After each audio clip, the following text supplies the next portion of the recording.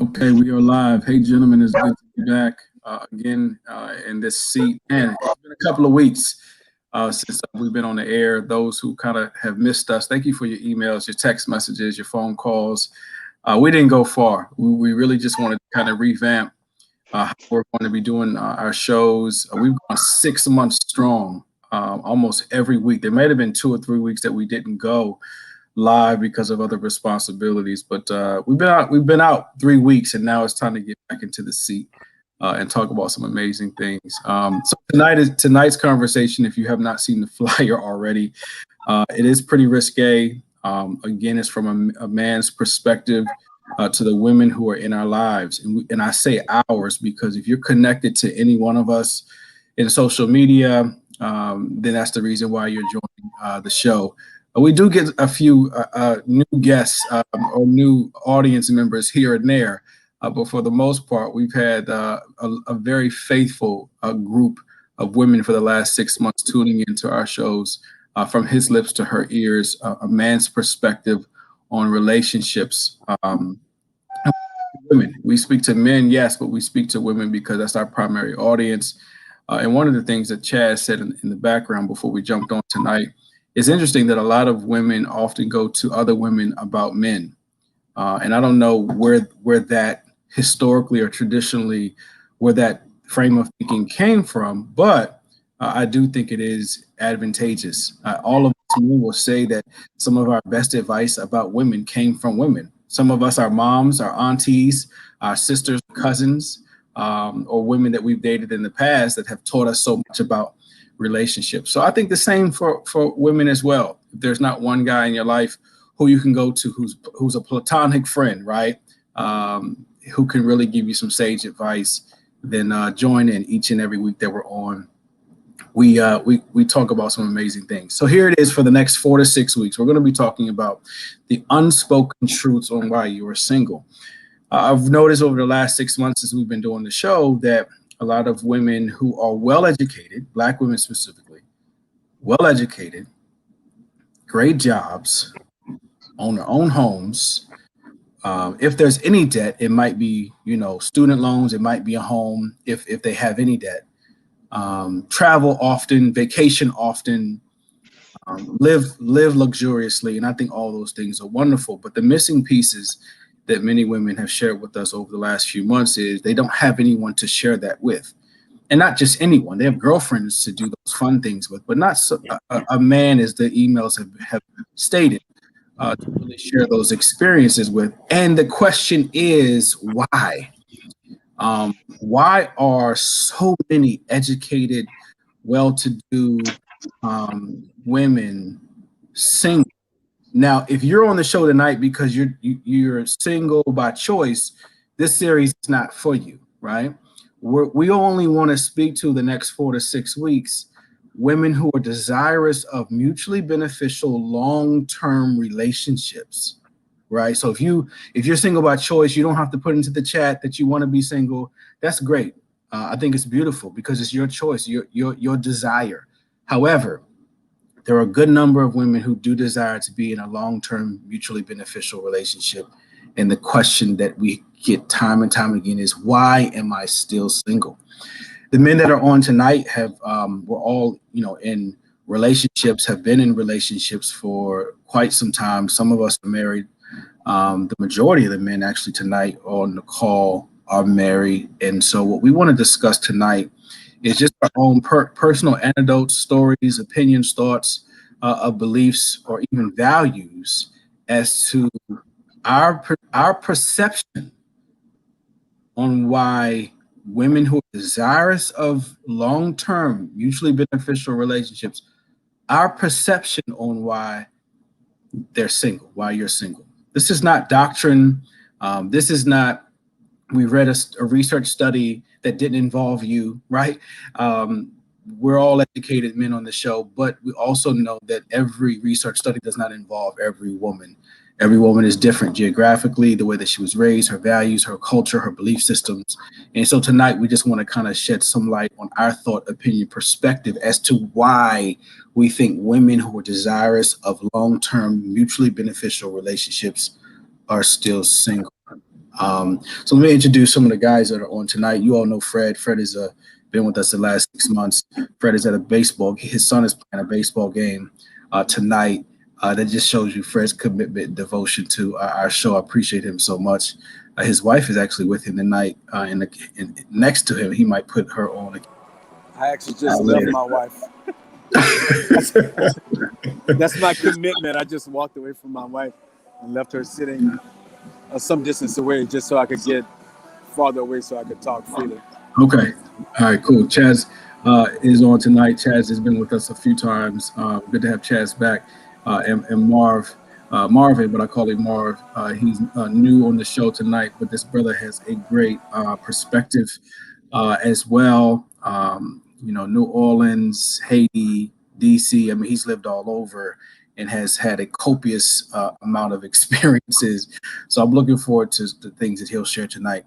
Okay, so let's kind of get into it, fellas. Before I pose the question that I usually put the question on the screen. Before I pose it, I just kind of want y'all's initial thoughts to the way that I open tonight's discussion, right? Fred, we'll have you just go last, just because you're at the game, and so maybe the announcements will start by then. But let's start with you, Chaz, then Marv, then Fred. Just your initial thoughts or reactions to why there are not why, because we know why. We know that there are not enough Black men who are just as educated as Black women. We know that. So I don't want us to dive deep into that research tonight, but I do want to talk about what stands out to you, what's alarming, what's the first thing you thought about as we open up tonight's discussion on just how many desirous women of relationships there are who have not found their partner yet. So this is what comes to mind, and I'm probably going to piggyback off of the other fellas. But you're going to have three different types of women. You're going to have one that's above average. You're going to have one that's average. MJ, what's up? You want to say hi? No, all right, well, just push that button for me. All right, and then that's the volume. All right, thank you. Bye. This one? Yep, bye. You have one that's above average, you have one that's average, and you have some that's below average, right? Now, the above average woman, she doesn't want to settle down because she's getting people paying for her flights, dinners, clothes, travel. So she's just playing the field, and she can do that because she's above average and she wants to live life. Then you have the one that's average, but she's getting that paper. She's focused. She's in her books. She's getting her bachelor's degree. She's getting her master's. She's getting her doctorate. And she's been in school for the past 17 years. So when she graduates, she's already past 30. But then all the good men, they was already taken up. So typically, you're going to have single men that's over 30. Then you're going to ask, well, why are they single? And typically, we're not talking about everyone here, but most of them, they have issues. You know what I mean? Like they're not motivated. They got 5 or 6 different baby mamas. Maybe they're recently divorced, and the woman doesn't want to deal with, baby mama issues. So that's that average woman. Then you got the below average woman, where she basically she's getting whatever she can get, and they're taking up all the men that the above average didn't take when the time was right, because she was traveling and dating different type of men. And the below average also taking the average woman so basically the below average, they're taking everybody up. Now you have the single beautiful women that's over 30. Now they're looking for someone, and they're all taken up. I mean, that's just one aspect of it. Yeah, that's an interesting point. I do hope we return to that, the different phases of women. I never thought to mention that in our discussion, but I like that. Above average, there's the average and below average, and not in the sense of intellect. We're not talking about intellect tonight. I think what I'm hearing you say, Chaz, is motivation, right? Motivation to be above average, motivation just to be mediocre, and motivation that you maybe don't have. any at all. So women don't think we're talking about your status. It just sounds like you shouldn't drive. We'll dive more into that. I like that concept, Chaz. Marv, your thoughts initially. What came to mind when we opened up about just the difference between in races where you see other races tend to date and marry amongst the same social, economic, education level, but that is such a distinction and difference in the Black community. Well, I think it's being both my parents are from Haiti. I guess being from a culture that actually produces a lot of that marrying across the same socioeconomic group status. I think the difference that happens here in America, especially in the Black community, is we don't look at marriages as ourselves building a team. For example, if Fred is at a baseball game, if you're building a team, let's say baseball or we'll do basketball because I don't really understand baseball. I really don't watch the game that much. But if you're building a basketball team, as much as you want all 12 or all 15 of your players to be Shaquille O'Neal's, and that gives you great advantage because you can dominate the paint, what you have to see is how do you get a Kobe and a Shaq or a D Wade and a Shaq to work towards your advantage? How do you get a Jordan, a Pippen, and whether it be a Horace Grant or a Dennis Rodman to work with advantage? Looking at it as building a team. And so if you look at marriage as building a team, it's like when you're building a team, the first thing you try, if you look at any sport, one of the biggest things is drafting. And when you're looking at a draft, what you're trying to do is measure what you have and what do you need. You just don't go for quarterbacks just because he's the hottest quarterback coming out of the draft. If you have a great quarterback, if you know for the next 10 years your quarterback position is locked, so you go for the holes in what you have. I don't think people look at it like that. They just look at it like, well, one day, someday, I'm going to end up with someone without looking at, okay, how do you plan to find that person? And how do you make sure that person fills the gaps that you may have to build that solid team for what you want going forward? Marv, that's a really good point. And let me just stay there for a second and ask you this question, and we'll ask Fred his insight. You were raised by a lot of women. I know you personally were cut from the same cloth. You were raised by a lot of women, and so as you were raised, did you see the women in your life self-evaluating the gaps or the holes, as you mentioned, and then go after the man based upon what she needed, not based upon what maybe was eye candy? I'm going to be honest with you, no. And I don't think that's something that we as individuals do unless we have a serious need to or we hit that wall. Like, for example, it took me being a psychology major, you know what I mean, getting a degree in psychology to actually sit down and start to look at that introspectively within myself and then within those larger circles. I don't think people have those opportunities in life, especially coming from our culture where the discussion of sitting down psychologically with anyone becomes a problem. But it's a way to investigate what gap you may need. Like, you shouldn't look at it as a bad thing. It's almost like a scouting report on yourself. I like that, a status report. Yeah. Fred, talk to us. Your thoughts, what initially came out, what crossed your mind when you heard us kind of, plant the seeds on this conversation tonight on why a lot of women who are single still but desire a relationship. Yeah, turn your mic on. You can see what's happening behind me. So if you see a big white thing fill the screen in the back of my head, it's a baseball and I'm about to die. So just say look out if you see something like that coming. But you guys had the benefit of being bachelors, so the landscape, or at least most of you at least have some recent memory of what the landscape was like as bachelors and as guys who are on the market. I was never on the market. I was on the market as an 18, 17, 18, and 19-year-old, and pretty much had my ticket punched as a youngster, man, and grew up with my duly intended, the young lady who became my wife. But for me, the thing that sold me on my wife, and was the same thing that I hope would sell anybody on a future mate, on somebody who you might find valuable. And that's just fundamental things that you value in your life. A work ethic. There's a discrepancy that has been spoken of by Chaz and also by Marvin. These brothers hit on very good points regarding the discrepancy in the level of education of brothers versus sisters, socioeconomic status, job security, and wages.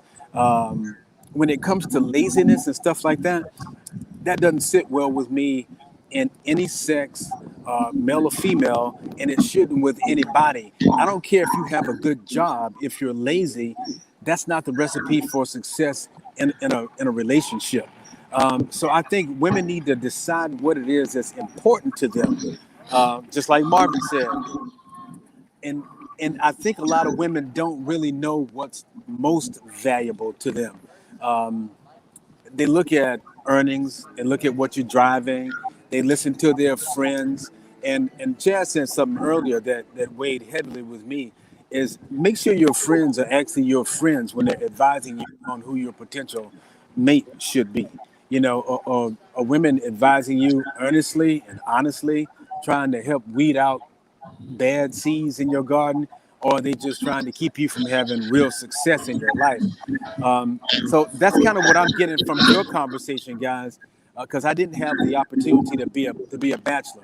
I wasn't a part of a market that was slim, with an abundance of women. I found my mate in college. There was more women than there were men, you know, Yeah. which is the same situation now, but Right. it was a lot different for me.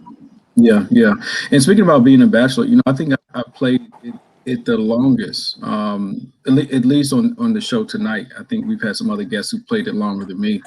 And so because I played being a bachelor for so long, it got to the place when before I met Stacy, I had a great number of women in my life who I could ask the question,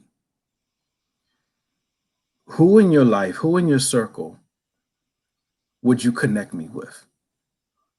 Because they knew me. These women knew me. They knew that I had a spiritual foundation. They knew that I was a go-getter, that I hustle, that I grind, that my ambition is through the roof, that I'm family oriented, relentless. They knew those things about me, right? I didn't send my guys out and say, can you connect me? I wanted to know from the women who were close to me, who's in your circle, right? That you would connect me with, right? And it happened. So when I met Stacy, I knew going into our first conversation, she had already been vetted.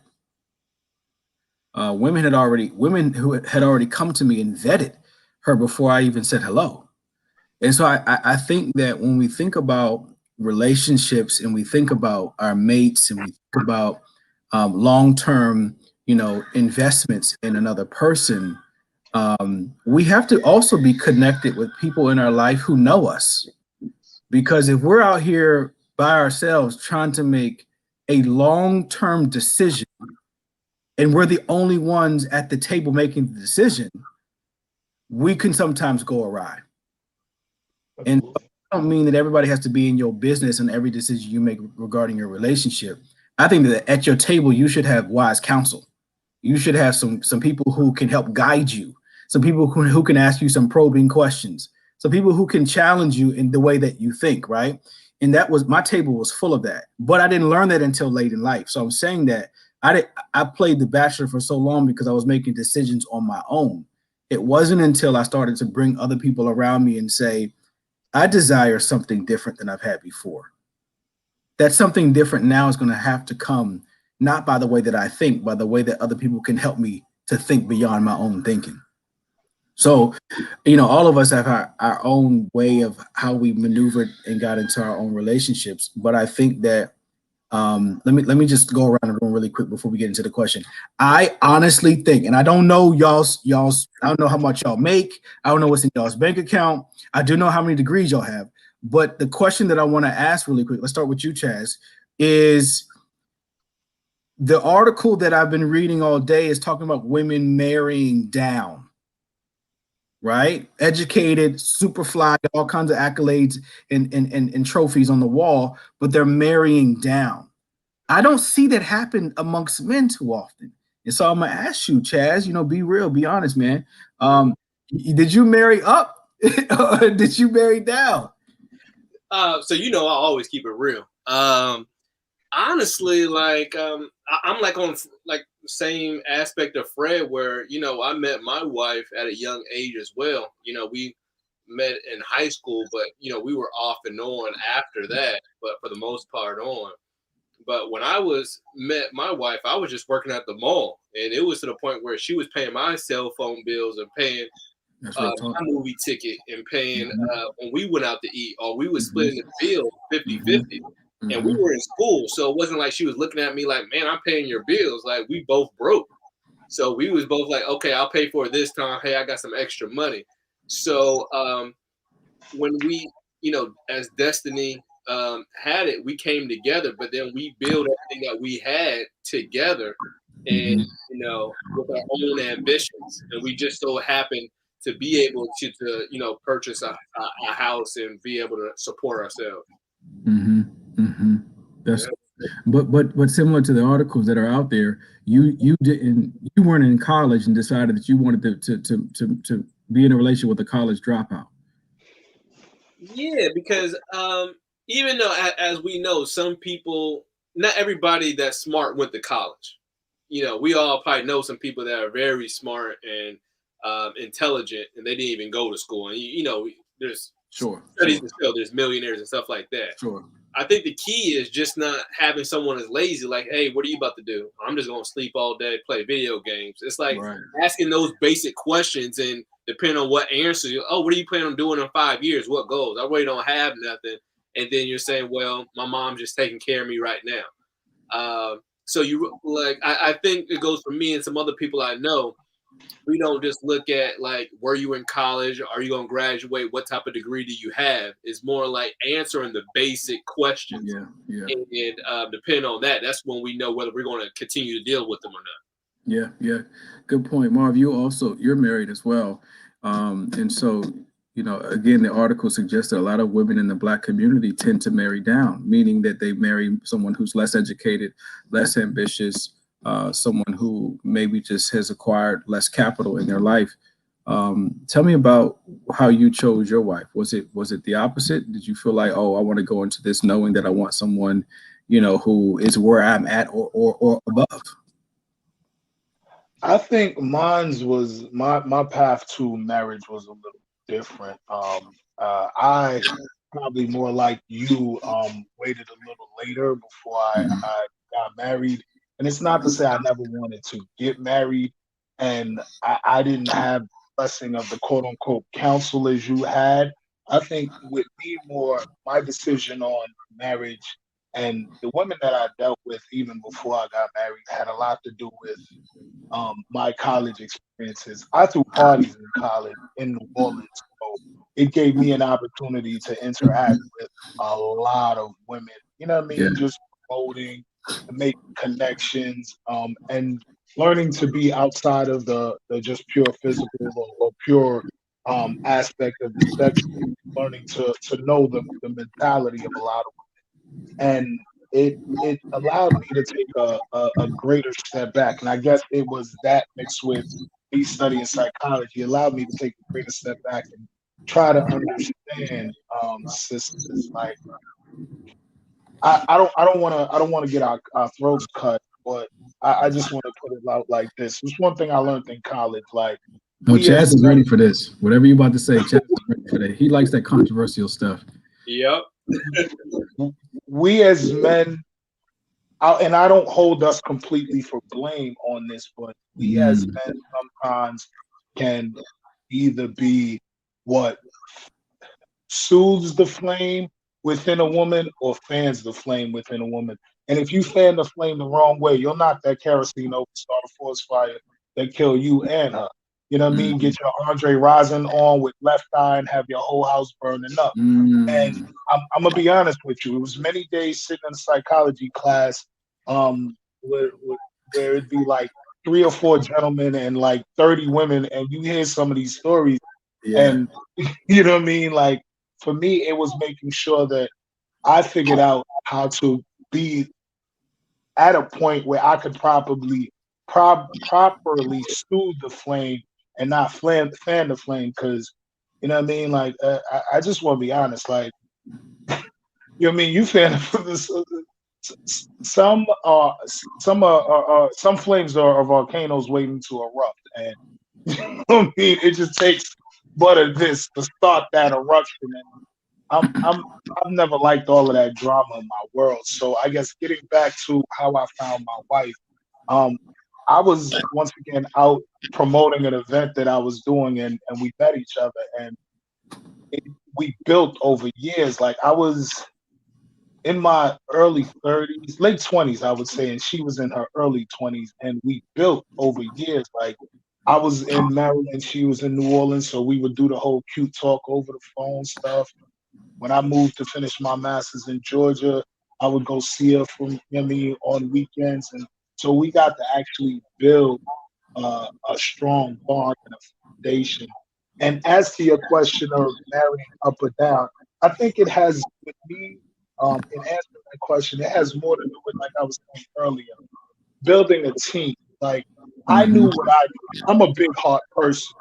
You know what I mean? Like I knew I needed someone who fill could the gaps, to fill the holes. yeah, fill the hole and match that's that. good. Like That's good. make sure that you know what I mean she can understand the tense in my heart when it's you know what I mean when the mind is going crazy and I just need someone to talk to. You know what I mean? But to grow from it, and the love and the need and growth for structure and family is there, and that's what I need. So Chaz, I married up. He had all of that. Chaz, I'm gonna come back to you in a second. Fred, say something before we lose you with the baseball game. Oh, I think my story is a little bit similar to Mars in that I don't feel like I'm married up or down. And it's sort of difficult in a way to say that I married my equal because we're not the same. I think we're like yin and yang, we're complementary. There are things that are my strong suit that are not hers, and things that are her strong suit that are not mine. And I don't have a problem, admitting that. I don't think she has a problem admitting it either. So as a result, we're like a hand in a glove. Where I come up short, the 20% that seems to be out of my realm of capability, she's got that. And the 20% that's not within her personality, I got it. And we recognize when it's time for us to step up. I'm sorry to hear that women are marrying down. I don't understand why anybody would do that. That's the recipe for an unhappy union. I would just be single before I would marry somebody outside of what my understanding of whatever it took to be a happy couple. And when I say down, I think we need to define, and maybe you have defined what down is someone who is with whom you're thinking. The article just said 2 areas. It said down in education and down in social economic status. So right? Those are the only parameters they used. So for me, if you're somebody who's looking at someone who's down, who's so-called, and I put this in big air quotation marks, down in socioeconomic status and down in education, the question I have for them is, now what? You know what I mean? Are you satisfied there? Because if you're not, if you're educating yourself, if you're a voracious reader and you're trying to educate yourself, learn the stock market, learn another craft, educate yourself within your own profession. You don't have to have a degree, but if you're learning to be a master mason, or you're trying to increase your level of education in whatever it is, whether it's computers, then that's somebody who you have something to build on, to build with and work with. If it's a matter, socioeconomics can be fixed if you're not satisfied being the king of the ghetto or being the king of the block. If you want to expand your horizons, whether they're financially, socially, internationally, or just whatever, you have to find somebody who values the same things that you do. on the same level that you do. They may not have it yet. Yeah. When I met Yeah. my wife, we didn't have a damn thing either, but we knew we wanted to go places, and we That's the knew we key. were That's the prepared key, to work Fred. for it. You knew, she knew, and you were willing to put in that work, right? That's the key. That's the piece that the article could not quantify, right? Because it was just looking at those two principles of socioeconomic status and education. But you mentioned a key. You even if you didn't have it, you didn't have it yet, but you were working towards it, right? Really quick, Chaz, go ahead and comment before we shift to another question. So I was going to say this, like, I think one of the reasons why black men break down is because I'm just going to use Jason and I for example. Yeah. Jason, you got your doctorate degree, right? Right. And let's just say I'm a dropout and I'm working at Popeye. Somebody come up, somebody hit me. You good? Yeah. But if the person that has less education is treating the woman better than someone that does have a doctorate degree, I could understand why they're dating. Because if the person who's working at Popeyes is listening to the problems, rubbing their feet at night, making home cooked Popeyes chicken, they be like, man, I don't care about their education, economic. He listens to me, he communicates with me, and he treats me right, and he's cooking. Versus someone that does have the education, but they're dealing with problems on their own. They're working long hours. And so whereas we're in the same level, he doesn't treat me as well as this person does. So that's why I'm dating down, as they say. That was just That's back to, what do you value? What is valuable to you in your life? Yeah, absolutely. And I think that's a great point too, Chaz, that you mentioned about the value piece. Because if you work long hours, but you're just as educated and bringing as much money as I am, but I value as a woman quality time, but the brother can't give me quality time, then it goes back to Marv's point. You're not filling the gap or the hole that she wants to be filled, right? I think that was a great point, Marv. You mentioned earlier about filling gaps, filling holes. I love how you use that sport analogy. I mean, we're on a male show tonight. For me, it was finances. My parents struggled with finances, early on, and for the vast majority. And so I learned quickly, like, I don't want to be in a relationship with a woman who can't manage money well, and a woman who is not desirous of fine things in life, because I desire fine things in life, right? And so it wasn't until I mentioned earlier that I got around a council of women to give me sage advice. I had been dating amazing women who struggle with money.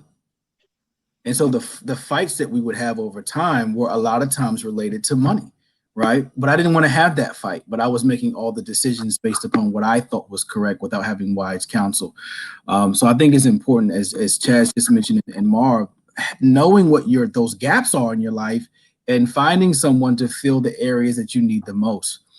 Kyrie, can you hear us?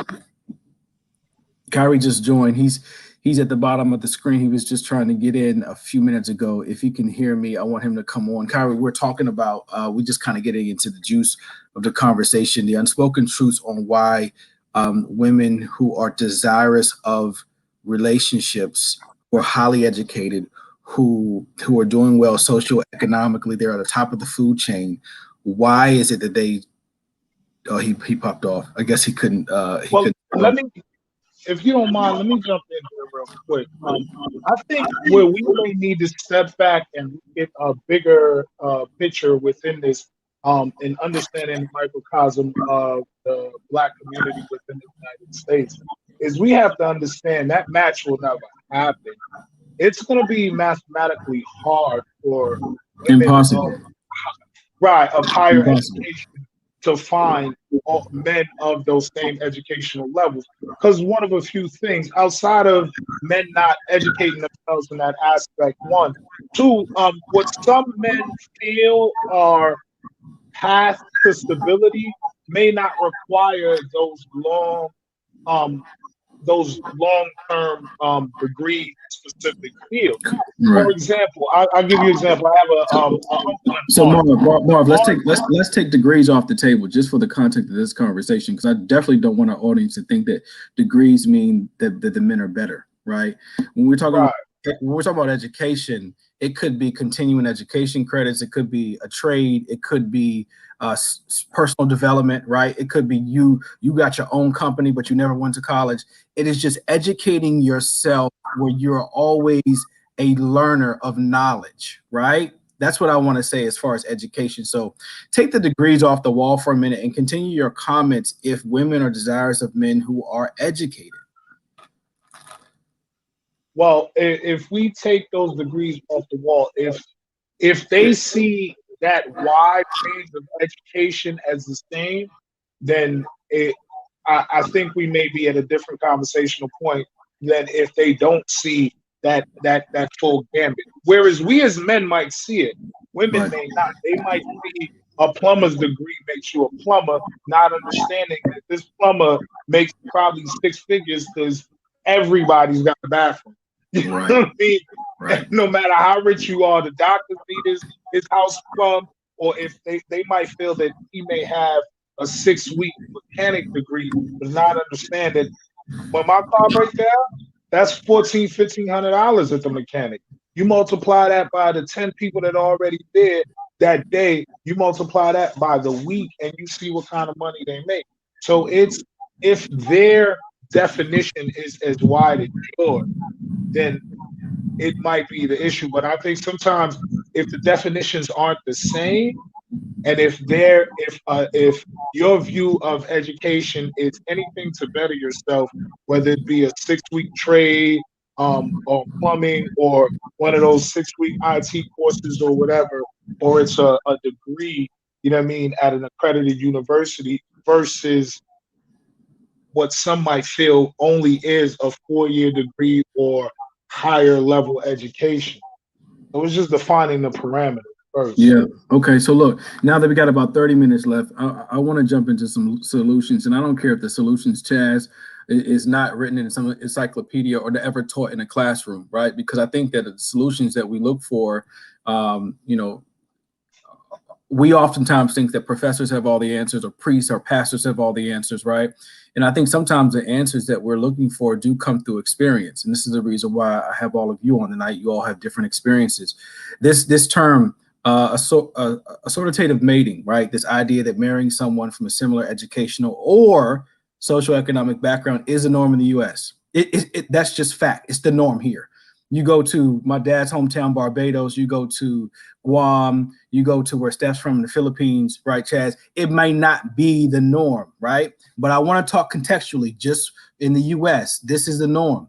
But it's not the norm in the Black community. We know that, right? And articles suggest because of incarceration, articles suggest because of laziness. Who really knows? Because there's so many different Black men in the world. We don't know everybody's story.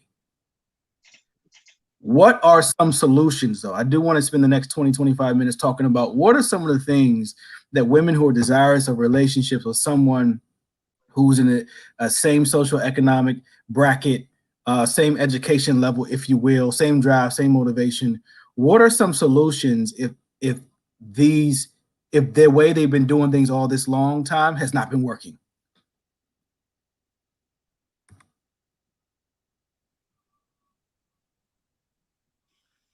Fred, what you got, man? Fred looked like he was ready. Oh, it's too loud. Too loud. Okay. Yeah. Okay. It's a good question, because I think for me personally, it goes back to those 3 phases in life.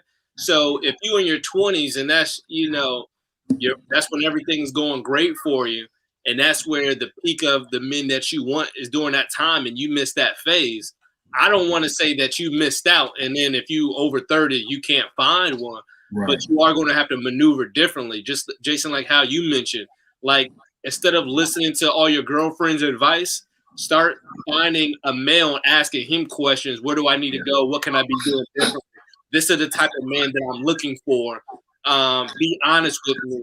What are something about me that maybe be a turnoff for the individual I'm looking for, right? Yeah. And Chaz, right? A man who doesn't want to have sex with you, right? Who just wants to be your friend. I think we find a lot of women struggle with having a real male platonic friend, someone who's like, yeah, I want to assist you, I want to help you, I want to see you grow and go to the next level. But then 4 weeks in, after assisting you, helping you, now I'm trying to get the cakes, right? And I think that women oftentimes are nervous about entering into platonic friendships with men because men will shift and turn on them and be like, oh, let me get these cakes now. Right. Yeah. Right? Well, I would say just for like our group of friends, Jason, with the girls, we have a lot of fellas that are married, but there are also women in the group that are single. And so I would say asking those married men that's part of your circle and asking them.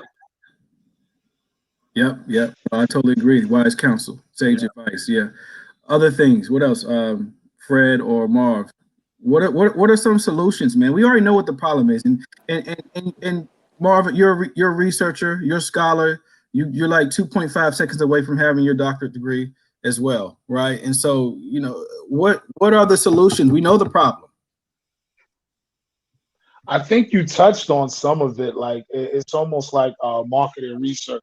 You know what I mean? Where they trying to sell dog food and they designing the box and they putting all the stars on it, and nobody's ever checked to see if dogs really want what's being fed to them in the bowl. So you guys are both correct when you hit the point of making sure you reach out to a man to kind of see what exactly men want. I think it becomes at some point it becomes, if you're looking to build out your team, you know what I mean, being realistic with yourself. Like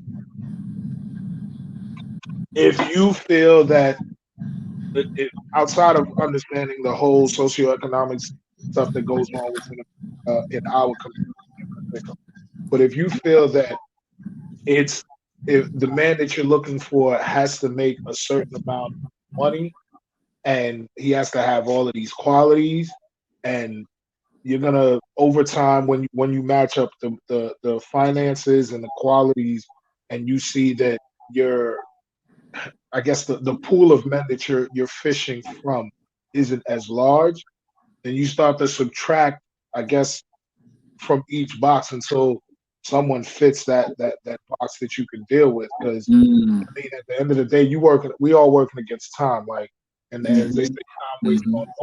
So you know what I mean? Perfection will never happen. None of us are perfect beings. So you can't sit there and look for something within someone that you can't deliver within yourself for yourself. So at some point, it becomes once again, what do I need in the team? And would I be willing to, if we're looking at it as football, would I be willing to take a tight end who can, you know what I mean, run the pass route and sometimes get in the backfield, you know what I mean? Or sometimes understanding also with the team, you know what I mean? Like, what is it that you need? Like, am I going to draft a Dennis Rodman? It might not be the prettiest. He might have the weird hair. He might do all of the other stuff that's quote unquote unmedia friendly at the time. But he's going to, when it's time, get down on the ground and fight for the ball. He's gonna get in the dirt and do the dirty that you need. And so sometimes it's understanding that, like, if you're a woman of position and you make six figures and you got a great education, you know what I mean, and you can kind of cover, you know what I mean, finding a man who can love you, who can fill in the parental role, if it's about creating a family, who can fill in those parts that you need.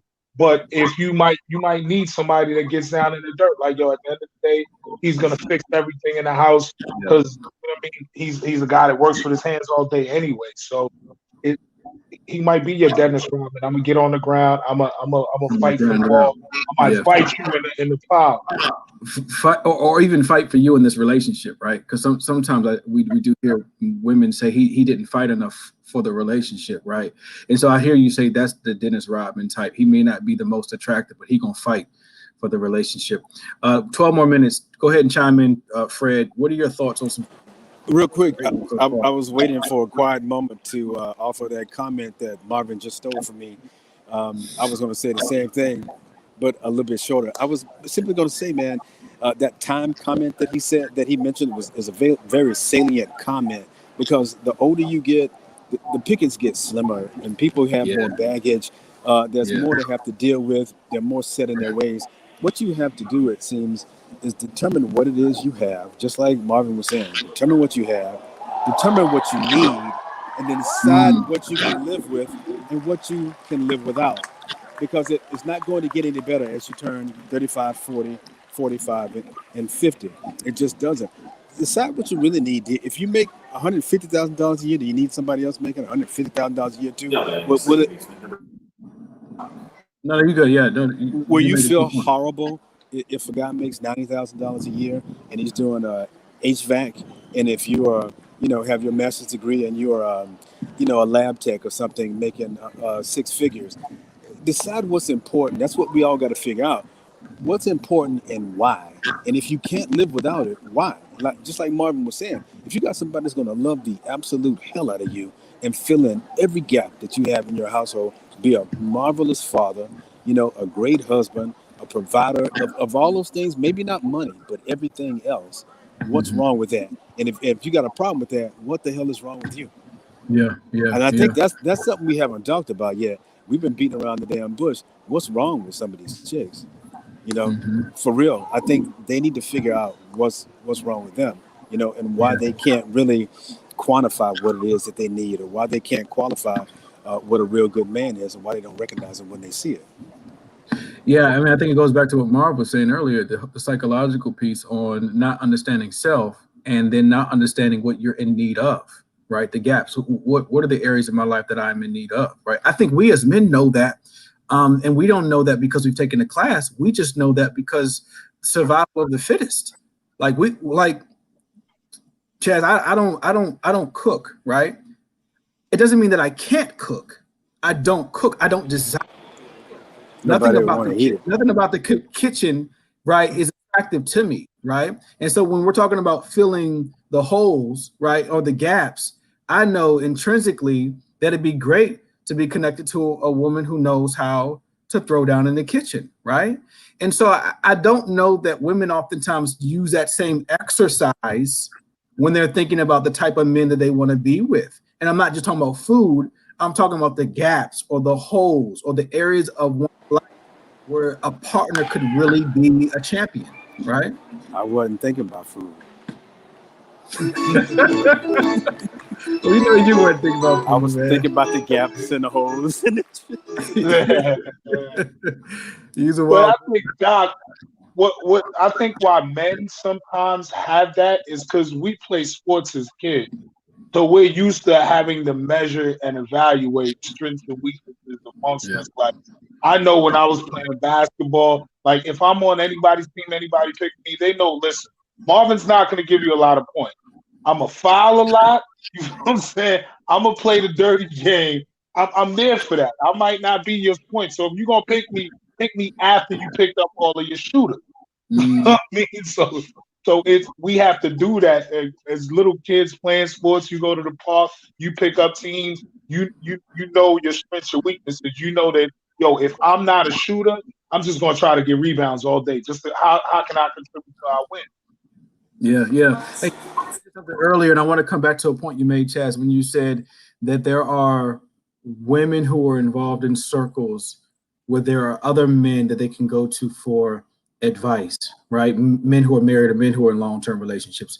One of the problems that I found with multiple circles, and I'm talking about over the last 10 years of my life, Chaz, is in those circles where women who are single reach out to men who could really offer some real sage advice. They hear us, but they don't listen. Mm. And I don't know where I don't know, Chaz, and I want you to talk about this because you raised the point.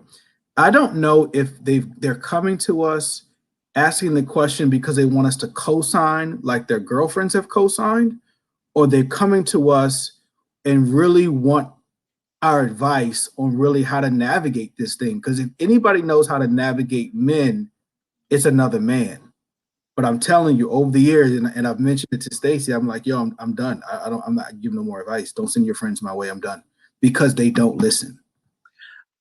I look at it like this. It's like us going to church every Sunday. We go over there, we want to hear the gospel so we can be a better person, be closer to God. But the next day or the next weekend, we back doing ignorant stuff, right? But then when there's something that happens in your life, you might have lost a loved one, you might have lost your job, you don't know how to pay your next bill.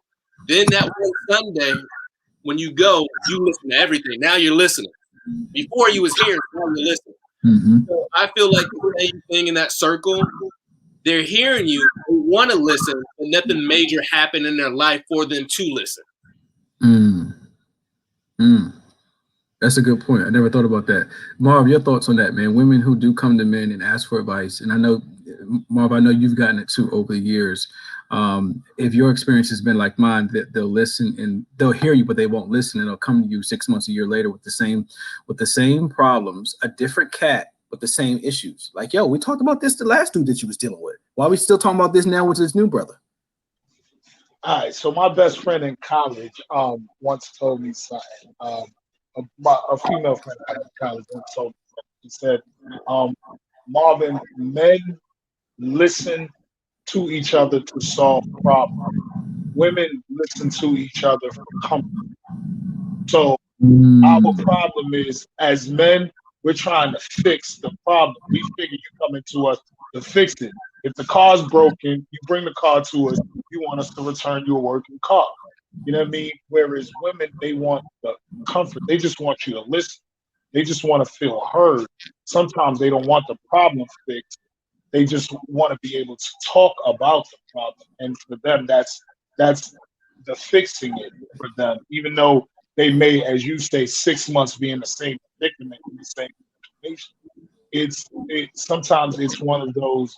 I don't want to say this because as someone who studies psychology, I don't want to title this insane, but I define insanity as doing the same thing over and over again, expecting new results every time. And it's that aspect of insanity that, you know what I mean? I'm gonna do the same thing over, but I'm gonna expect a different result because I did it, you know what I mean, on a Monday instead of on a Tuesday. You know what I mean? But it's the same thing over and over again. You're taking jump shots. If you got a rhythm in your shot, it's the same stroke on Monday as it is on Tuesday as it is on Wednesday. If you have no jumper on Monday, it's going to be the same no jumper on Tuesday if you haven't done anything to fix your shot. And Marv, I was a jump shooter. I was a jump shooter. Well, first of all, I was a point guard in high school. Got to college, had to switch because we had too many point guards on the team and became a 2 guard, right? So I became a jump shooter. But I also worked before and after practice and weekends with a sharpshooter coach, a coach who course corrected my jumper, right? I sought after a coach. So if we do that as men, I'm just wondering. Yes, I hear you say women come to be heard and not always to be told, like, give me advice. I just want you to listen to my issues. But as a jump shooter, Marvin, I can't just tell my jump shooting coach, I want to change. I want things to be different. And then I don't course correct. Yeah, listen. But your coach knew what was wrong with your shot, and he knew how to correct it. Marv is very right, and we've covered this in our series.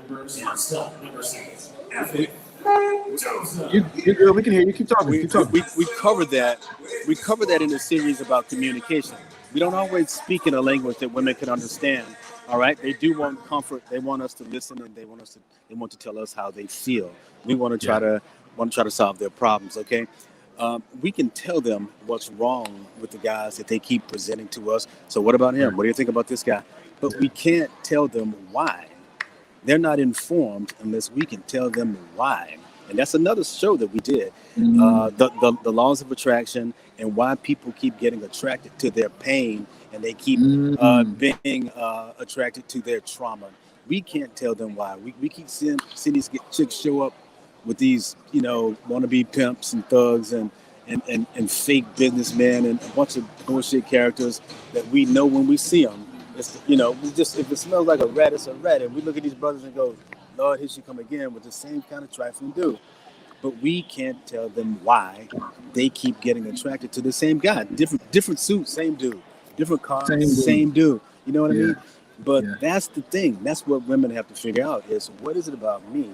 What is it about my past? What is it about my upbringing that makes me keep finding these same guys? I had a partner, a brother, a dude, a frat who kept doing the same thing into his 50s. I know we're talking about women here, but I've seen this and I've seen it happen over and over and over again. We can't tell them why. If you can't delve into somebody's past and tell them what hurt them, why they're attracted to the same type of character, we can't really help them unless we steer them in that direction. But we have to realize it as friends first. Yeah, and Marv mentioned earlier about insanity, doing the same thing over and over again and expecting different results. One thing that I've said before on the show, and Chaz, you may remember this, is geographically, look at the numbers. I know in the D.C., Maryland, Virginia area, I know in Atlanta, I know Miami, that the numbers are like 12-1. For every 12 women, there's like one guy, right? And so when you do the same thing over and over again, you can't expect different results. And so I've had women say to me, well, I don't want to leave the DC area. Oh, I don't want to leave Atlanta, right? And it's not that you should have to leave, but it's also doing the same thing over. If you know the odds are against you in metropolitan cities, there's nothing wrong with traveling more or moving or thinking about a different area in which to live. That's just one example, right? There's tons of other examples, but I think that men, we tend to be more nomadic in a sense that we can pick up and pack a bag and be out. There's a new opportunity, right? We'll be out. Peace. Oh, you'll pay me more money? Oh, I'll come to Alaska. Oh, the cost of living is cheaper in Florida. Okay, cool. No state tax. I'm there. Like, we tend to be built that way. And I don't believe that women are necessarily built the same. And so they find themselves in this rat race trying to figure out, how do I find a man even though the odds are against me?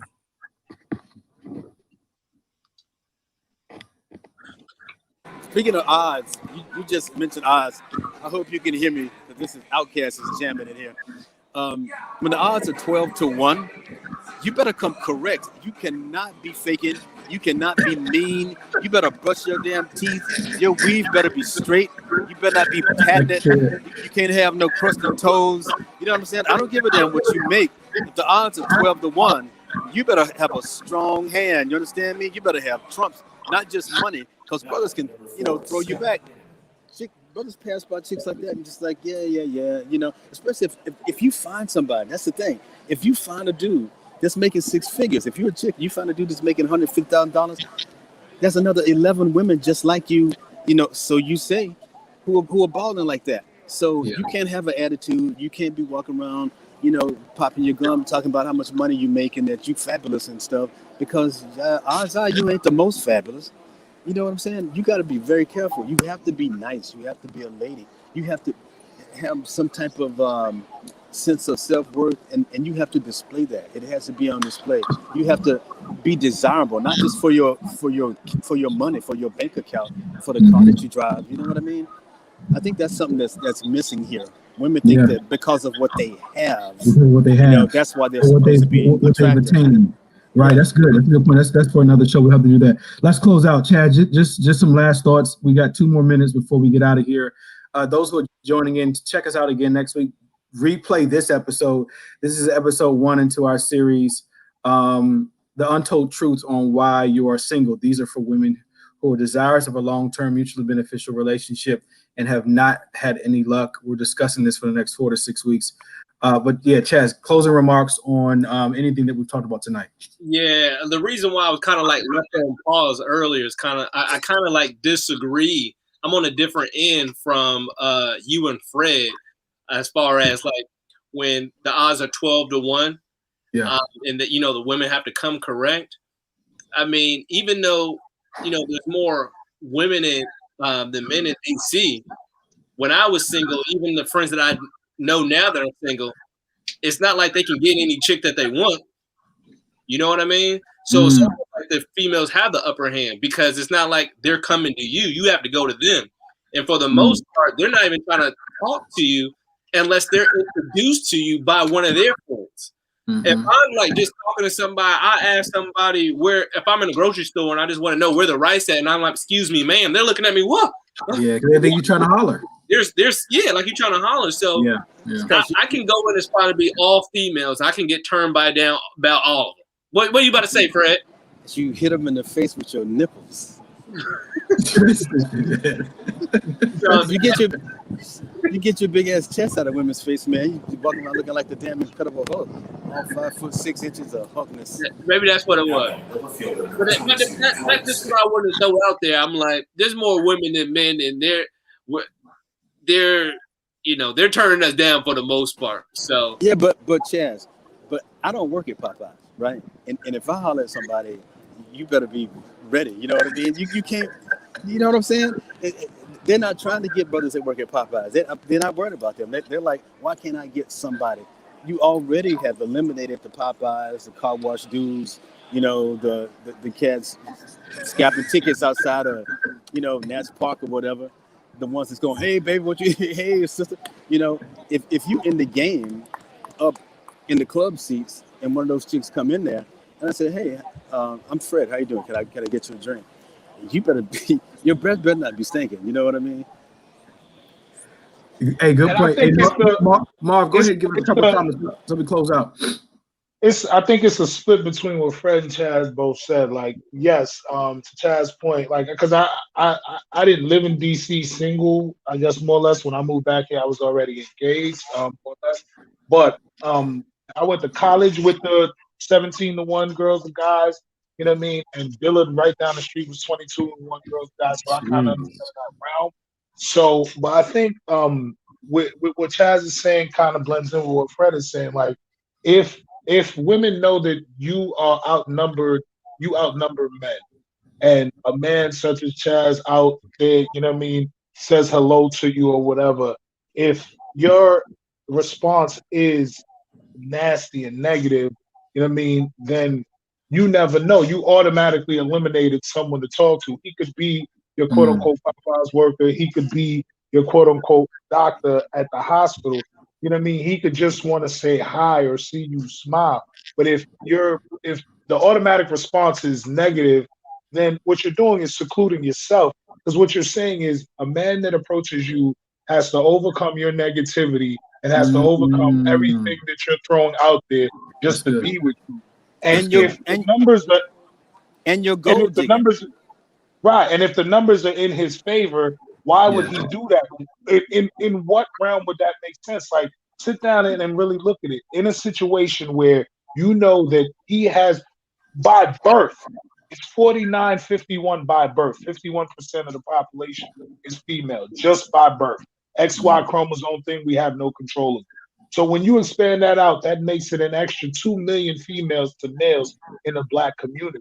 Wow. So understand that if you're trying to catch a fish, if you don't have a worm on the end of your hook, if you're not trying to draw it in, if all you're trying to do is push the fish away, understand you will get what you want. There will be no fish coming at you. So what's your end goal? Is the attitude is to push everything away, then you won, sister. You'll get that.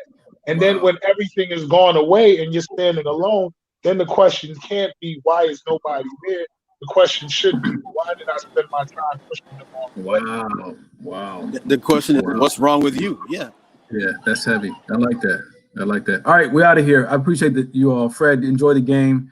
Marv, Chaz, it's been great. I can't wait till next week. We just touched on the surface today. We got so much more to jump into these next couple of weeks, dealing with the untold, unspoken truths on why women are single. All right, tell your friends to tune in next week. We'll see. All right, brothers. Peace. All right, take care. Peace.